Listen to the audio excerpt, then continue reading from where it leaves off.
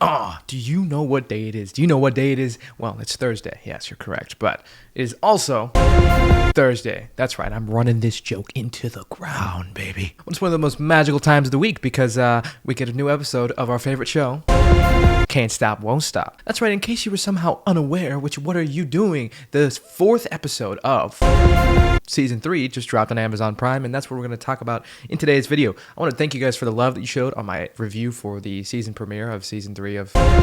Okay, yeah, it's getting a bit old. But you guys seem to enjoy kind of the laid-back style of that video, just me sharing my candid thoughts on every little detail that happened in those 3 episodes. So sit back, relax, and enjoy a nice review of episode 4 of season 3 of Invincible from Papa Eli. Let's go ahead and jump right into it. So we start the episode with Shrinking Ray and Rex buying groceries and trying to figure out how they're going to eat now that they're not with the GDA anymore. This scene is just, still giving us that relatability into the insights of these superhero lives who don't just get shawarma all the time for free. Like they have to, I'm kind of wondering how they earn money. Do they get paid by the GDA or did they get paid by the GDA? I was always kind of curious about that, but also that she has to be on an extreme diet when she was younger, which is kind of a interesting detail to mention. But this kind of monster comes in, blows up this truck, and Rexplosion and Shrinking Ray have to go out and stop. So definitely a fun little scene here, and I like that, it's just a simple little moment that just gives you a little insight into something that would really be something that they would be trying to figure out. But Mark is giving the robot kind of spying thing that we saw from Angstrom Levy at the end of episode 3. He gave it to Robot, and Robot is trying to figure out where it came from, and he says it's very sophisticated and it's from Earth, but he can't seem to figure out who it's from or who made it. And Rex kind of mentions, he said, should we be more normal? Which is kind of a funny line. But Mark decides that it's Cecil who's the one who's spying on him, and then we just cut to him just destroying the Reaniman again.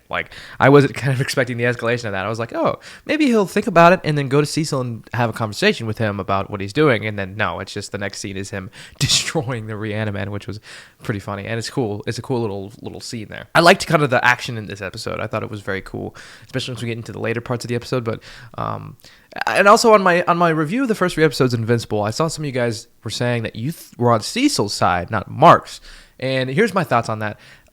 You guys were saying because, especially in this situation, I would see where you would say that because Mark is just unchecked. He has lots of power. He just comes in and starts breaking stuff in the Pentagon. So Cecil, of course, has to have some kind of countermeasures for that. Sure. Yes. And the Reaniman were the reason why the day was saved at the end of episode 1 of season 3. So yeah, I mean, sure, I can see that, but Cecil definitely did nothing to de-escalate this situation because Mark is still a kid. Cecil didn't even really try to rationalize with him or have a ton of conversation. He just kind of immediately, as soon as Mark came in, he started walking to the White Room, and then he just kind of said, well, if you don't disagree, then here's my Reaniman that I have for you. Don't do this, Mark. He didn't do anything. He didn't do as much as he could to de-escalate the situation, and especially putting that thing in Mark's head that emitted the sound from the lobster that Mark fought from Atlantis. That was totally uncalled for. The fact that he didn't tell Mark about it, come on, really, Cecil is definitely not all in the right here. That's what I think. And yeah, sure, Mark could be more understanding of Cecil's fear of him because even in this episode, after this fight's over, Cecil says, well, that was a terrifying way to start my morning. Is definitely legitimately scared of Mark, but he's definitely not handling these situations or de-escalating them as well as he could be. But still awesome that the show makes a compelling case for both sides of this situation and how complex it is, But Cecil says, if I wanted to spy on you, you wouldn't know it. And then Cecil wants to know where this thing came from. But then Mark goes on a date with Eve, and they're in Paris, it looks like, and then Dropkick and Fightmaster come through the portal, which I was wondering if they were going to show up again. I was wondering if that was just a one-off scene, and I was like, I don't really know what that was about. And then now, yet again, Dropkick and Fightmaster, played by Xolo Maridueña from Cobra Kai, and Blue Beetle. They're here, and they need Mark's help. So this is really cool, and I like this storyline that kind of happens, where they go to the future. It seems kind of irrelevant to the rest of the season, maybe, but maybe it'll play in some other way, but it just seemed to me like a one-off storyline. But it was a really cool one. I really liked this episode. I enjoyed it. And as always, yeah, as we're talking about this, be sure to let me know what you thought about this episode down below in the comments. Obviously, it kind of goes without saying. First of all, it lets you express your opinion and maybe get to chat with others about it, and it gives me engagement because your comments help YouTube push this video out to more people. So it's a win-win for both of us, isn't it? So go ahead and share your thoughts down below. And I want to hear your thoughts, obviously. You're not just engagement to me. I love you guys. But Dropkick and Fightmaster say that they're from the future and they need Mark's help. And Mark kind of refuses to. And then Dropkick says, maybe you're not the hero we thought you were. Which I personally, because the way they zoomed in on his face, I thought I was going to make Mark go, oh, you're right. That was kind of a funny moment where he's like, oh, wow, I really thought that line would work. I thought that joke was kind of funny. But then Mark is taken to the future, and he sees this desolate wasteland. And as they're flying, he needs a place to store his clothes. And then future him comes in and takes his clothes from himself. I thought that was a funny moment. That was like just... As soon as we get into this world, I was like, whoa, like that's a lot. We're already dealing with a lot here. But it was really funny. I thought that joke was funny as well. That was a cool little moment. But Dropkick and Fightmaster explained to Invincible that the King of Earth, centuries ago, kind of started losing his mind. And he saved the Earth from something, but then he kind of slowly started going insane and then causing endless wars, killing innocent people, doing work camps. And kind of how this world has become just this just desolate wasteland, and it's just dystopia where only this king of Earth is in charge. And we don't know who this king is yet, because we're all kind of wondering as the audience too. We're like, is this going to be like Omni-Man, or is Invincible going to have to fight someone insanely powerful who he might not be able to beat? But then as they're getting taken to this giant citadel where the king of Earth lives, that wasn't built by robots but people, and it's really interesting future storyline. I'm sure this is a storyline from the comics that happened, but Dropkick and Fightmaster explained that the king took their mom when they were young, and that's kind of why they wanted to join the rebellion and why they're in this fight against him.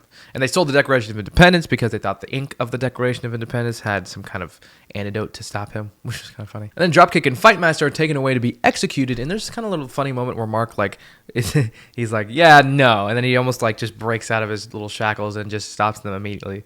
It's kind of funny how, like, unfazed he is by this whole situation. He just really wants to get it over with and then go back to his date with Eve. So, kind of funny how that's happening. And, you know, he's supposed to be a hero and save people, but he just doesn't care about whatever this is right now. And then it turns out that Immortal is the king of this planet, which is very interesting. So King Immortal, who survived for centuries, and then he thinks that Mark is his Mark from whatever timeline this is. And he mentions Immortal that did you find a cure for, and then he gets cut off. So maybe there was some disease or something that was happening. But I was actually really interested to learn more about whatever this place is. I don't know if we have any comics readers watching this video and if this is a bigger plot line that'll happen later, but I thought it was interesting, and I kind of wanted to learn more about whatever world this is and how it got to be the way it is, because we didn't get a ton of detail. So it was pretty interesting. But Invincible's like, no, I'm not your Invincible, I'm from a different world. And Immortal explains how, and it's also interesting to see in all the different worlds how pivotal of a role Mark is in all of these different realities and universes, like how significant he is. And to him, who's just he didn't get his powers that long ago, but he's still discovering how important he is to all these other worlds. And it is interesting to see how that weighs on him and his thinking of how he's supposed to use his powers, because he's seeing all these alternate realities where pretty much all the other ones he goes evil, right? And then in this one, he's this king of the world, and he hands the keys off to Immortal. Like, this is a lot to put on just a guy who's like, what is he, 19, I think, at this point in the show? 18, 19? Yeah, he's 19. That's just a lot of pressure, and it's cool. It's cool. I like this storyline. I like this episode a lot. And this Immortal doesn't even know Duplicate either, which is interesting. And then Immortal wants Invincible to kill him, which is an interesting proposition that this show puts up in this episode, where Mark has to kill Immortal. And that's something that he's really been wrestling with this season, especially with the rehabilitation of the Reaniman and Darkwing. He's really been, he just had a big fight with Cecil about killing people, and now the Immortal is begging him to kill him to end his torment. So since Mark refuses, the Immortal starts fighting him, and Mark even suggests that the Immortal could throw himself into the sun, which is kind of funny. And then Invincible decides that he's had enough of this, and he just rips the Immortal's head off, which, yes, I mean, it is a little scary how powerful Mark is and how effortlessly he can defeat some of these guys, like the Immortal, who's this big figure. It is a little scary, yeah, how much power Mark possesses, because he doesn't really take a beating from the Immortal here. The Immortal is beating on him, and Mark doesn't really seem phased at all. And then he just grabs the Immortal's head and just rips it off. But then Dropkick and Fightmaster start to take Mark home, and apparently the power just returns to the people once the King Immortal is dead. And so Dropkick and Fightmaster are taking Mark back, and then he has to grab his clothes back from his past self. If I start thinking about how that works and like how the logic of that for too long, and then I get a headache, so I'm not going to think about that. But then Mark gets back to his date with Eve, and then they go on this nice little flight around the world to different places, like the pyramids in Paris and We see flashbacks of some of their earlier moments from their earlier seasons when we were all going, oh, how is Mark not with Eve yet? Or at least that's what I was thinking during these moments that they flash on screen. Back when I was watching the show earlier, I was like, they're perfect. And they are. So, and Mark says, I love you. And Eve says, I love you too. Very sweet moment, very sweet scene. I love this scene. It was good. And then Mark and Eve get home, and then we got to give them a little privacy. But now we're back with Allen the alien as he's escaping prison. And then we get a little recap of all of the events that have happened with Allen the alien, how he's been being tested on by whoever these prisoners are that captured them as they're waiting for Nolan's Viltrumite execution. And then we get back to present moment when Nolan is about to be taken away to be executed by the Viltrumites. And then Allen breaks out and he releases the other prisoners. We can see how really powerful Allen has gotten. The Unopin, I guess, he's super powerful. And just the more you try to kill him, the more he regenerates, which is really interesting. And now he's just incredibly powerful. And it doesn't seem like anything really hurts him that much. We find Battle Beast as well, who was from season 1. And now we see him here. And he's also incredibly powerful. The other thing to me about the show is that they say, like, you know, Viltrumites are super powerful and just like, they're just like, everyone lives in fear of them. And you get like, but there's it seems to be a few more creatures that they let on that are like able to beat a Viltrumite. Like in this season, the Viltrumites are kind of not as powerful as I remember them being. Like Allen and Nolan are able to beat one, and then Battle Beast is able to just, it seems, beat one just by himself.